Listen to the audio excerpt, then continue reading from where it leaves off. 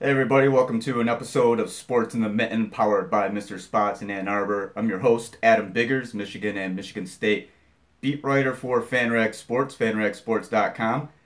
Doing a live episode today, just figured out that I had the live feature on mobile, so putting this new Galaxy to use, and hopefully it's a good episode for you guys. I want to thank you for tuning in live. If you're not watching live, you can just pretend. We're going to go over the 2017 Michigan Wolverines in the NBA draft. One guy. But we're going to talk about Derrick Walton. We're going to talk about Zak Irvin. Definitely potential with Derrick, upside with Zach. We'll get into that. But I think the selection of DJ Wilson, there are a lot of interesting facts tied to this. It's a good fit for Milwaukee. I just wrote about this for FanRag and posted it earlier. So check my Twitter at AdamBiggers81. It's on FanRag as well, at FanRag_U. DJ Wilson at 17th overall pick.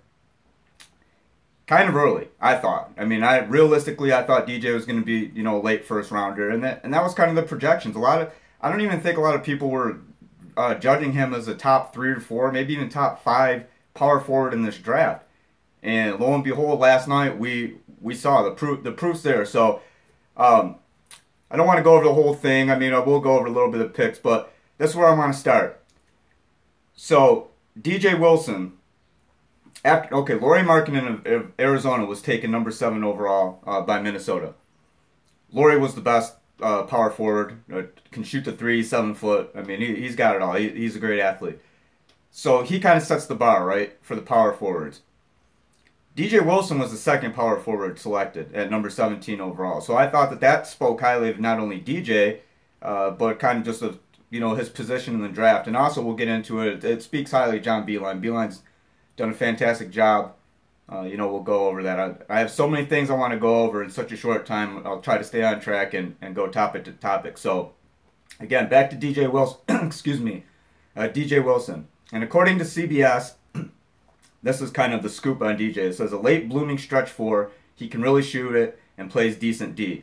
Next pick, TJ Leaf out of UCLA. And if you remember, John Beilein recruited TJ pretty heavily. I thought that TJ would have been a good fit at Michigan. And 6'10", 225, so he's same height, 15 pounds lighter. A solid stretch 4, a bit of an overdraft here. Nice athlete, nice shooter, not elite. Next pick, John Collins, number 19 to Atlanta. He's out of Wake Forest, 6'10", 235. One of the most efficient scorers in college and one of the most improved players. Need to add a jump shot, a steal.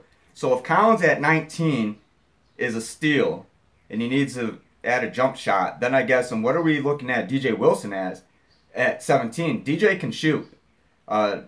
He shot like 30, I think it was 39% from three-point range last year, or 36. It was, a really good clip, especially for a big man. 54% field goal percentage. If that's not efficient, I don't know what is. And I think DJ's got a little bit, he added some of that clutch into him, which I think is important for a lot of players. And if you remember those free throws against, who was that? That was Oklahoma State. I wrote it last night, I can't even remember. Anyway, it was in the national tournament. 2 late free throws, I believe it was against Oklahoma State. It might have been Louisville.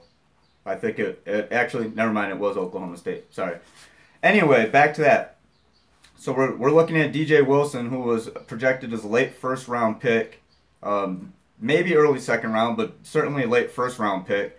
And he's the first guy after Lauri Markkanen, the first power forward drafted. He's the first in a run on power forwards, right? So I think that says a lot about DJ Wilson, because once the top guy is gone, Lauri Markkanen, then how much of a gap is there between the rest of the guys? And obviously, Milwaukee felt like, okay, if they wanted to add this position, which they did, they felt like DJ Wilson was the best option, and I believe so too. And I'll get into that as far as fit with Milwaukee and stuff like that. So we're looking at 17 DJ Wilson, 18 TJ Leaf to the Pacers, 19 John Collins to Atlanta Hawks, and then 20 Harry Giles to Portland. And CBS's scouting report, the biggest risk reward pick since Joel Embiid, could be mini KG, could never play a game.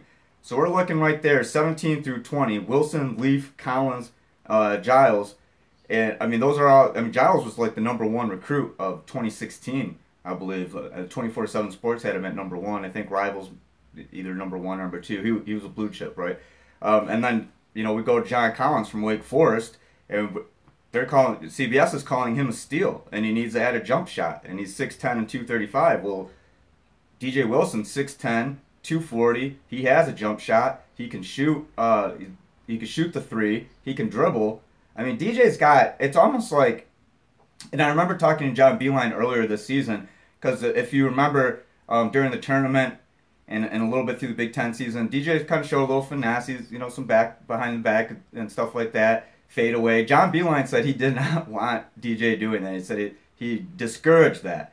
But the point being is that DJ has all of he's 6'10", 240, but yeah, I feel like he's got skill and maybe a little bit of a mindset, of maybe a smaller player slasher. I really like the potential of DJ Wilson. You don't find guys every day with a 7'3" wingspan who could shoot a three, who can rebound. There's a lot about DJ, and especially considering his first 2 years in Michigan, redshirt year. There's a lot about DJ that we haven't even seen yet. And I've been covering Michigan basketball now for 4 years or 5 years.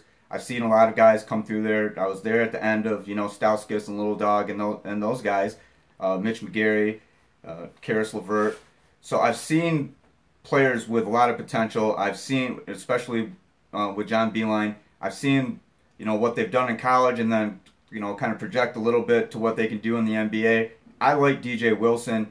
Maybe, I like Karis. If Karis can get healthy, I really like Karis. If Karis ever gets 100%, I like Karis. But in terms of this whole group of guys, the 6 first-rounders that we've seen selected out of Michigan since 2013, I really like the potential of DJ Wilson because, again, he's got all those things that you just can't coach. You can't coach the length, and that's really important, especially in the NBA. I want to touch on this about the Bucks. And again, this is on FanRag Sports, FanRagSports.com, at FanRag_U on Twitter. With Milwaukee, their team likes to shoot. They like to run. They're fast. I know they made the playoffs. They lost to the Raptors first round in 6. They lost in 6. But they had, before Wilson, they had 8 players 6'9" or taller, including 4 6'11" or taller. And we're talking the Greek Freak, Giannis, and God, I cannot even say this guy's last name. I've tried even before I went live on this. I tried to say Antetokounmpo. I can't do it. I'm sorry. Antetokounmpo. I'm sorry. The Greek Freak. That's why they call him the Greek Freak, because his last name's complicated. John Henson, you remember him. North Carolina. Greg Monroe, obviously former Piston. Don Maker. So much height, so much athleticism. Really long, tall team. I can imagine, Greek Freak and DJ probably connecting on a couple alley-oops. DJ, don't just peg him as a tall guy. DJ can run the floor. Like I said, I feel like he's got that scoring mentality sometimes, maybe like a small forward, that he wants to drive a little bit. He does have some finesse to his game, and I think it's an excellent pick if you look at it for value in terms of what Milwaukee wanted. Get another long guy, help you out. That fits well. It seems to kind of fit well with the theme of the team. And then also there's another cool tie-in. This was pointed out by Matt Velasquez of the Milwaukee Journal-Sentinel. And according to Matt, there's a little link between Milwaukee and John Beilein. And I'm going to read from my article. In 2008, his first year on the job, former Bucks general manager John Hammond used the number 8 overall pick to take West Virginia star Joe Alexander, who played for Beilein. On Thursday, current Bucks GM John Horst, who's new on the job, selected Wilson, another Beilein player, with the number 17 pick of the 2017 NBA draft at the Barclays Center in Brooklyn. So, both first-year guys, both take a Beilein big man. And yeah, it's a trivia question. There's nothing sort of the Beilein to Milwaukee pipeline, nothing like that. But it's an interesting fact to go over. So, wrapping up with DJ Wilson talk. I like the pick to Milwaukee. I'm not a huge NBA guy because obviously I'm spending all my time covering college basketball, but I do like Milwaukee. I caught a few Bucks games, and of course, with the Greek Freak, you want to watch the highlights, and seems like an exciting team. And again, I think losing to Orlando, or not Orlando rather, losing to Toronto in 6. They were the 6th seed. Toronto was the 3rd seed. So they're 6th seed this past year. You add a guy like DJ Wilson, who knows what they do in the offseason. Maybe another solid playoff team. So, like the pick, and DJ Wilson, good system, good fit. So let's move on to Derrick Walton. I had a chance to speak with Derrick a couple weeks ago, obviously prior to the draft. So thanks to his agent Rachel Stein for making that happen. I appreciate it. And Derrick, the thing I like about Derrick is the work ethic. Work. This guy, seeing him over 4 years at Michigan, I never once saw a game to where I thought, could Derrick Walton have played harder? Did he give his full effort? I never thought that about Derrick. I always thought that Derrick played hard. Sometimes I felt bad for him, actually, if that even makes sense. And kind of because he was playing so hard, and yet you don't see the results. And I think that the Michigan's run, 90% of that has to fall on Derrick Walton. His leadership, I mean, not only his production, I mean, the points were there, the assists were there. We you guys, if you listen to the podcast or if you read my stuff, I've written extensively, I've talked extensively about all the things that Derrick Walton was able to do at Michigan. And it's his work ethic, it's the heart, it's all that stuff. And yeah, it's all the cliche stuff. And I remember talking to John Beilein, and he said that Derrick just had to realize that he was the best player on the team sometimes. And maybe he didn't always do that. And sometimes it was to the detriment of his team. That Derrick wanted to be a pass-first guy, that Derrick wanted to facilitate others.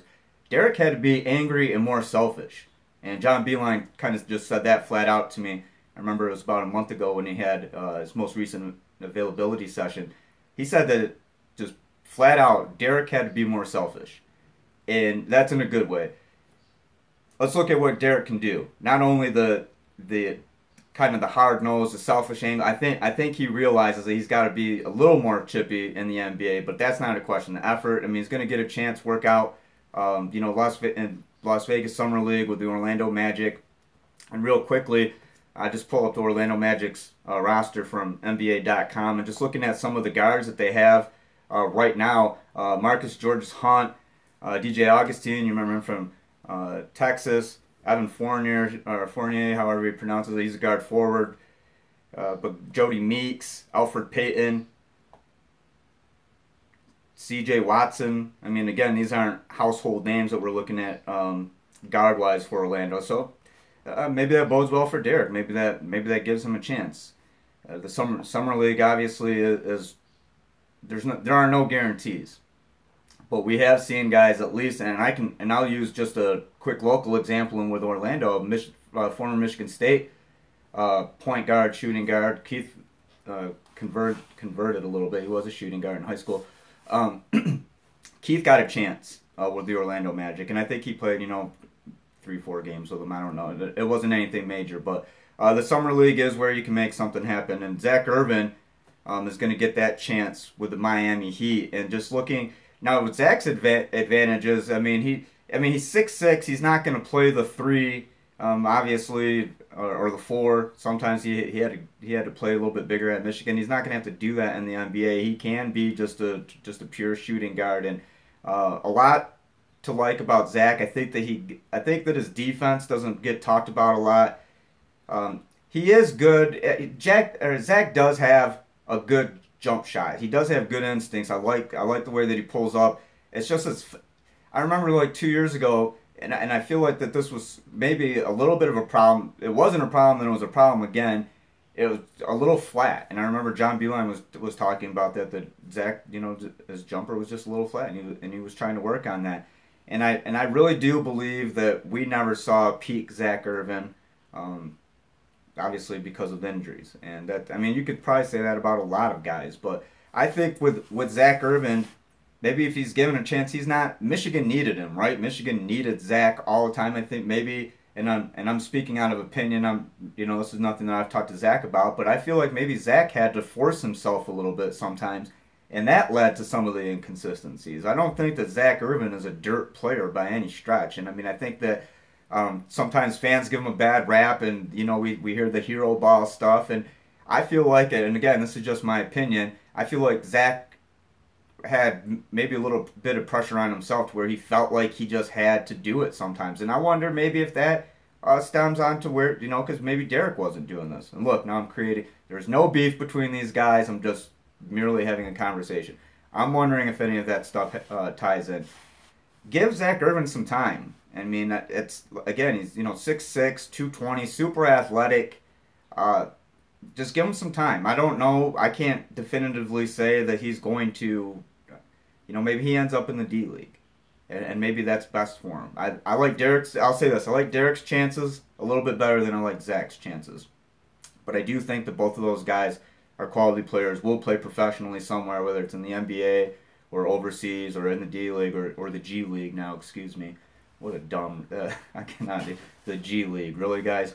And again, when we look at Miami's roster as far as guards are concerned, Goran Dragic, Rodney Magruder, unless you follow the NBA, I mean, Wayne Ellington, or college basketball, I mean, you probably remember Wayne from North Carolina, Deion Waiters, I mean, Miami's got a little bit more going for itself, I guess, in terms of personnel than what Orlando has going. So, and maybe again that's a bigger hurdle for Zak, whereas it's not such a hurdle for Derrick. I feel like maybe there's a little bit more of an opening there for Derrick, and it might be I guess not as easy for Zak. So again, I just wanted to go over the 2017 NBA draft. I think pertaining to Michigan, I think that it speaks.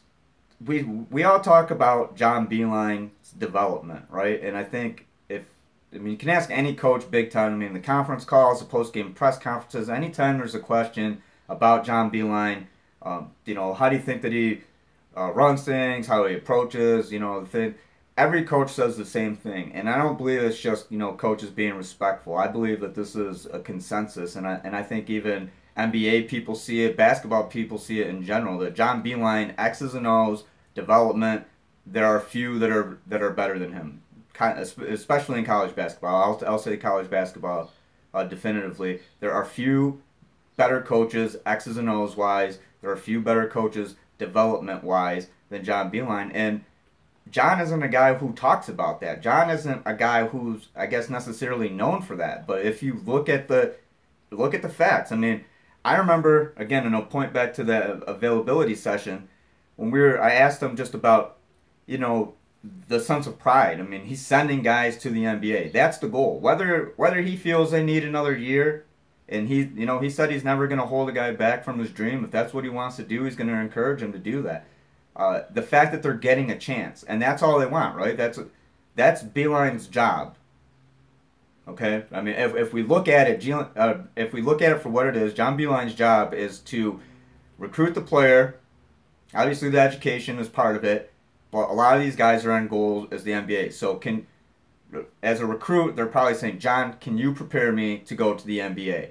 And I'm gonna role play here. If I'm John Beilein, I'm gonna say, yes, I can. You don't have to look back, excuse me, to West Virginia. You don't have to look back even, 5 years, 7 years. You can look back just a couple years. But let's keep it, in the theme since 2013. That's a small window, right? That's the past 5 years. And for DJ, I just got a comment. Hold on, big wave. I'm sorry, DJ has good fit at faded. I'm sorry, I missed that. DJ, good fit with the Bucks, 7'3" wingspan. Yeah, absolutely, I agree. We just talked about it a little bit ago with the length. You look at the roster, Greg Monroe, Thon Maker, Greek Freak, definitely length there. But going back to John Beilein, and since 2013, and again, he's not a guy who brags about his accomplishments, but the proof is there. Trey Burke in 2013, 9th overall pick by the Timberwolves. Tim Hardaway Jr., 2013, 24th overall by the Knicks. Nick Stauskas, 2014, 8th by the Sacramento Kings. Mitch McGary, 2014, 21st by the Oklahoma City Thunder. And Karis LeVert, 2016, 20th by the Indiana Pacers. I mean, again, these are all guys who, Stauskas was great in college. Hardaway was great in college. Trey Burke was great in college. Mitch McGary, Karis LeVert. Whether or not they pan out in the NBA doesn't matter. They all got a chance. And if you look at the NBA scouts and the people who are making decisions on draft day, these guys obviously see something in these players, and they're drafting them. I mean, John Beilein is quietly, I think, becoming kind of maybe a destination. He's going to attract. I wouldn't doubt if this starts attracting guys. And he's not a one and done type of coach, but I think you know where I'm going. He's not a guy who needs the 4 and the 5-star recruits all the time. But I think when you have an NBA track record like this, it can't help but attract people. I mean, it really can't. So this 2017 NBA draft, only one draft pick, but he was a first rounder, went earlier than I expected, and I think just about everybody else who covers Michigan expected. Everybody, you know, all the NBA draft analysts, pundits, all those guys. I think DJ at number 17 overall was a surprise. But again, when you look at who picked him, Milwaukee, great fit. And then if you look at the run right after, you know, Wilson, Leaf, Collins, Giles, I mean that speaks volume. Lauri Markkanen was out of Arizona, was the best power forward in this draft, and you know, I guess it was up for debate as who the other guys were, and I think the Bucks settled it. And DJ Wilson, I think now looking back on it, you could say, yeah, DJ. Compare him to the guys who were drafted after him, and DJ Wilson's upside potential, whatever you want to call it, is definitely there. So, again, I'm Adam Biggers of FanRag Sports. You can follow me on Twitter at AdamBiggers81. You can follow FanRag Sports on Twitter at FanRag Sports, and you can follow FanRag U at FanRag_U. I want to thank Tim and Keith in Ann Arbor at Mr. Spots for keeping me fed every time I'm down there. I plan on attending the Michigan Big Man Camp tomorrow, so I'll probably stop in, stuff my face, and hopefully do some sort of live video afterwards. So, again, I'm Adam. Follow me on Twitter at AdamBiggers81. I want to thank everybody out there for watching, and I will talk to you next time.